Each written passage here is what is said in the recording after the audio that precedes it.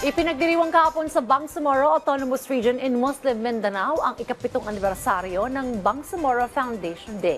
Kaugnay ito ng pagkakatatag ng rehiyon noong 2019. Ang detalye niyan, hatid sa atin ni Trisha Aragon ng PTV Cotabato Live. Trisha!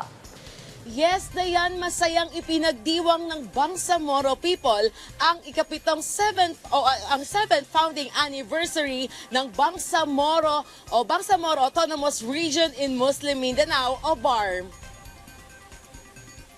Kahapon sinimula ng aktibidad sa isang Bangsamoro parade na dinaluhan ng mga opisyal at empleyado mula sa iba't ibang ministry, office, agency ng BARMM at LGUs. Sa temang BARM 2026, simbolo ng pagkakaisa, ala-ala sa mga sakripisyo at pagpapatuloy ng mas matatag na Bangsamoro, opisyal nang nagbukas ang selebrasyon ng ikapitong anibersaryo ng Bangsamoro Foundation Day sa pamamagitan ng pagsasagawa ng taunang Bangsamoro Parade. Ipinakita naman ng mga opisyal at empleyado ng BARMM ang mga banner ng kani-kanilang opisina at mga palamuti tulad ng mga lobo at iba pa sa ginawang parada.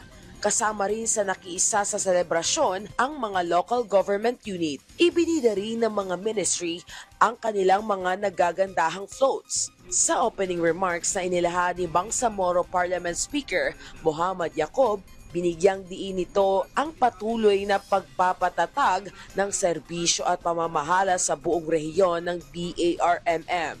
Sa pagbubukas ng selebrasyon, iba't ibang serbisyo at activities din mula sa magkakaibang ministeryo ang inaasahang maipagkakaloob sa mga karapat-dapat ng mga benepisyaryo nito. Pagkilala sa makabuluhang ambag at pinagdaanan ng mga mujahidin naman ang binigyang pugay ni BARMM Chief Minister Abdul Rauf Sami Gambar Makakwa sa kanyang anniversary message. Pag-alala at pagbibigay halaga naman sa Bangsamoro struggle ang naging laman ng mensahe ng mga empleyado ng pamahalaang Bangsamoro. Sa banging of the gong, opisyal lang binuksan ang mga aktibidad sa paggunita ng 7th BARMM Foundation Day.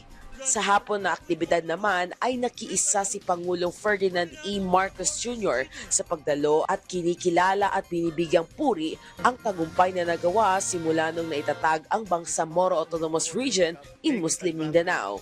Labis din ang pasasalamat ni Chief Minister Makakwa sa pagdalo at pagkilala ng Pangulo sa tagumpay ng rehiyon.